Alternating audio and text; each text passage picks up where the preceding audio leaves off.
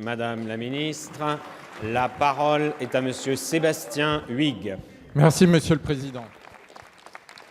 Monsieur le Premier ministre, l'arrogance et la suffisance n'ont jamais fait baisser les déficits. Ils n'ont jamais augmenté le pouvoir d'achat des Français. Ils n'ont même jamais fait revenir la croissance. L'arrogance et la suffisance, c'est ce qui a présidé à votre réponse à la motion, aux motions de censure qui ont été déposées hier.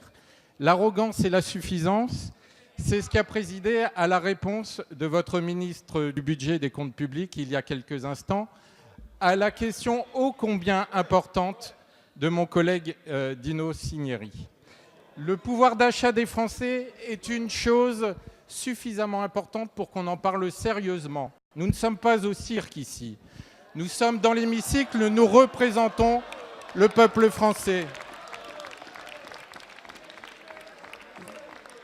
Les éléments économiques qui nous parviennent sont alarmants. La diminution de la croissance qui vous oblige à revoir vos prévisions, telles que nous l'a annoncé l'INSEE aujourd'hui, démontre que les déficits vont se creuser parce que vous n'avez théorisé votre diminution des déficits que sur le maintien de la croissance. Vous avez augmenté massivement les impôts des Français. Et dans la réponse que j'ai entendue tout à l'heure, c'était « vous verrez bien demain, vous verrez en septembre, vous verrez en octobre, vous verrez en 2019 ».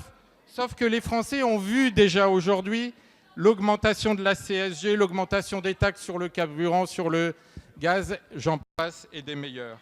Votre politique rétrécit le portefeuille des Français, elle aggrave le déficit.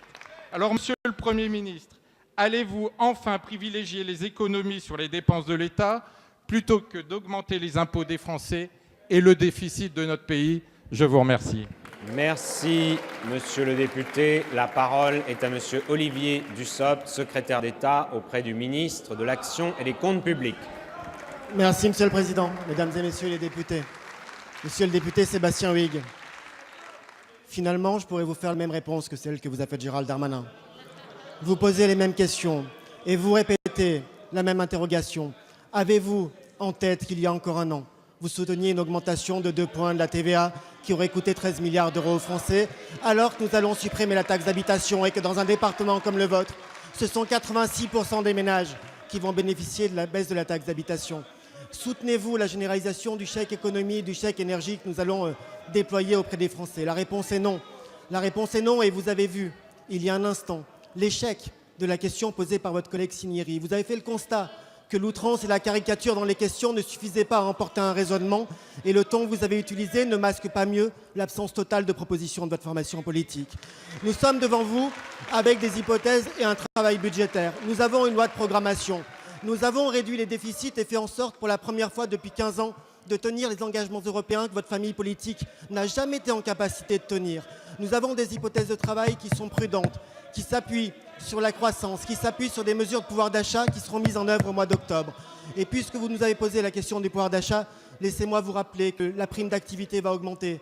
Laissez-moi vous rappeler que nous allons augmenter au 1er novembre l'allocation des adultes handicapés de 50 €. Laissez-moi vous redire, parce que je l'ai dit un instant, que nous allons faire bénéficier 4 millions de foyers d'un chèque énergie d'un montant de 150 €. Autant de mesures de pouvoir d'achat sur lesquelles nous aurons l'occasion de revenir. Autant de mesures en faveur des ménages les plus fragiles que vous avez depuis bien longtemps renoncé à défendre. Nous travaillons pour eux, nous travaillons pour les Français et les hypothèses sur lesquelles nous avons construit le budget et les hypothèses sur lesquelles nous préparons le budget 2019 permettront à la France de tenir ses engagements et au Président de la République de tenir les siens. Merci, Monsieur le ministre.